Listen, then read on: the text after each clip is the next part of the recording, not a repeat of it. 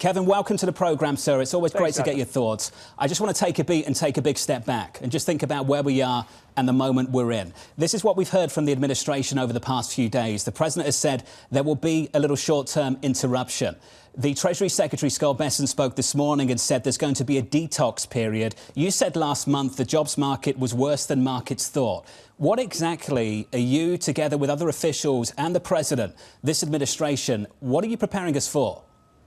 Oh, we're preparing you for news like today, the great jobs report. I think one of the things that you see, if you look at it, is exactly the objectives of the Trump administration, and the fact that even though we got a lot of work to do, we got to pass the tax cuts and get this deregulation train rolling, is that we're going to be reducing government employment and reducing government spending and increasing manufacturing employment. And as you can see in the jobs report today, you're already seeing a pivot in that direction. That's a huge one. And so last year, 111,000 manufacturing jobs were destroyed by the Biden administration's policies. And in this month alone, in February, we got 10,000 manufacturing jobs and 9,000 auto jobs. And as you know, those auto jobs are, here, they're going to be paid well, and they're here for a good long time. And that's really just sort of a down payment on the Trump policies that are going to skyrocket into a golden age as soon as we get the tax cuts passed. So, Kevin, I hope you're right, but what I've heard over the last week or so regarding the economic data, when I spoke to the Commerce Secretary, Howard Lutnick, Secretary Lutnick said that this was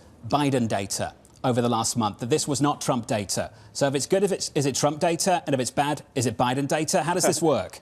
Let's go into the specifics. So what specifically has happened is President Trump has made a big effort, along with Elon Musk, to find workers that are unproductive and to get them off the payrolls. And so we see government spending going down. So is that a Trump effect? Yes. Manufacturing and job creation in the auto sector is happening because people are anxious about future tariffs and they're already onshoring production. Is that a Trump effect? Yes. But it's true that we've inherited a lot of terrible Biden policies. They want to, get expensing gone and so on, and that's bad for capital formation. We're going to fix that. So we haven't fixed everything, but already the things that we're fixing, you can see in the data, and I think it's really quite remarkable. Well, let's talk about the manufacturing data as well. We had that over the past few weeks. You're familiar with ISM manufacturing. You're familiar, I'm sure, with the respondents in the surveys, and this is what they had to say. The uncertainty about tariffs keeps us cautious on spending. Customers are pausing on new orders as a result of uncertainty regarding tariffs. The incoming tariffs are causing our products to increase in price. Are you hearing the same message from businesses? Are you hearing something different?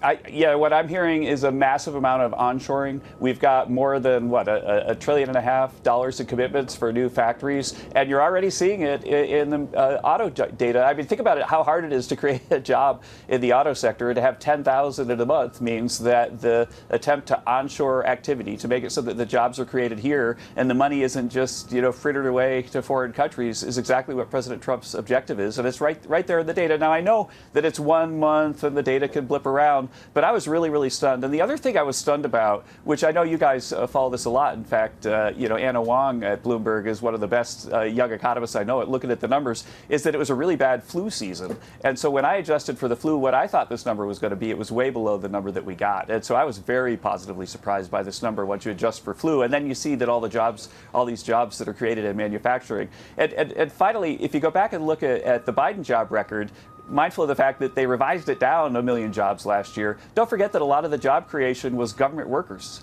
It was government workers. About a quarter of the job creation over the last 2 years was an increase in government workers. And so if you take those out and then still have a strong jobs number, that's a great economic outcome. I'm pleased you're in a good mood, because that's refreshing. Because I have to tell you, over the past week or so, Wall Street is full of a lot of gloom right now, Kevin. I'm sure you've heard some of it. So here's some of it for our audience and not just for you. Barclays say US recession no longer unthinkable. Morgan Stanley this morning downgraded growth forecasts, upgraded the inflation outlook. And this is the why. This came from Deutsche Bank. Another talented economist, Matt Lazzetti.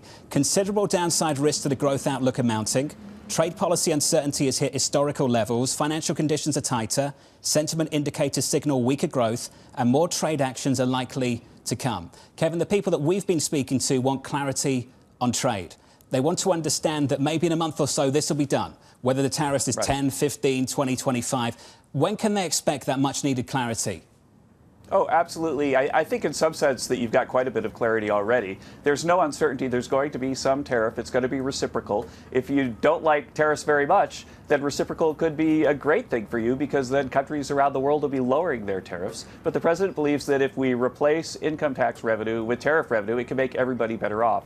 And so if we take $1 away if you buy a foreign good and then give you $1 back in an income tax, you're going to be better off, is what he believes. And I think what's going to happen is that markets are going to watch numbers like the numbers we see today, and they're going to gradually see that President Trump is right. This is how you build a golden age. All these companies are going to be worried about what's still to come and will hold off on making these decisions because they don't know what policy actually is. A month from now, we'll get more detail on tariffs on the likes of the Europeans. We'll also get an update on what's going to happen with Mexico and Canada. Kevin, can you share with us whether the president has provided any metrics to the Canadians, to the Mexicans, on what they need to get done between now and next month? I can tell you that we've been in the Situation Room looking at the very best info we could get from our intel agencies on the progress that's being made on the drug war. And that's what this whole Canada-Mexico thing is about. It's about a drug war.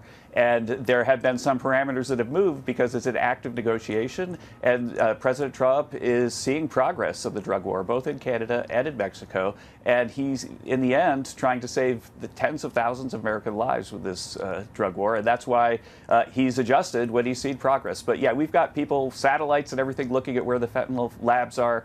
And we're making progress. And I think that that's separate from what we're going to see in April, where uncertainty will be resolved because we'll have a report on the Reciprocal Trade Act. The European issue is different. You've been clear about that, and I think we all understand it. There's been a big change this week over in Europe and potentially in the months and years to come. The Germans are getting ready to spend on infrastructure and on defense.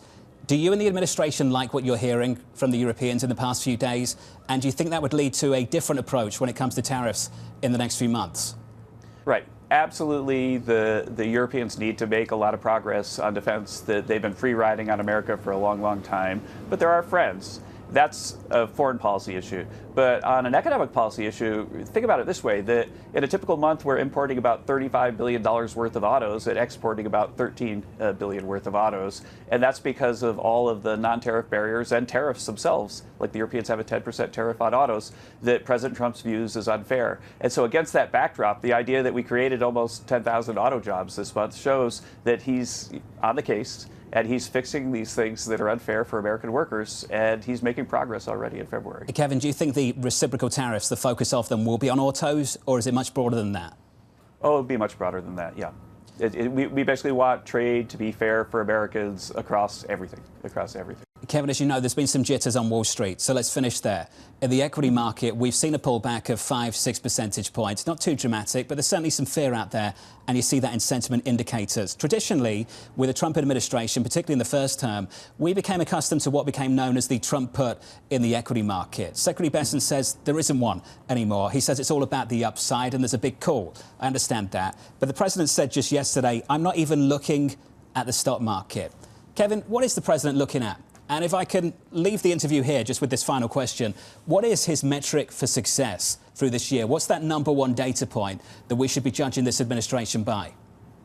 Well, I think that obviously when you're looking at the economy, there are lots and lots of different things that we care a heck of a lot about. For the drug war, the thing we care about is reduction in deaths of fentanyl. In the economy, what we want to do is see a creation of manufacturing jobs, especially auto jobs. And we want to see a successful tax bill. And I think that all of that is going to give us the 3 or 4% growth that we're all hoping for, that we got in the first term and that we'll get again. But I think that just picking one metric is not enough for the president. But I can tell you that last night when I was in the Oval late at night talking about the jobs numbers with him and telling him about the 10,000 manufacturing jobs and 9,000 auto worker jobs, he was really, really pleased to see the numbers.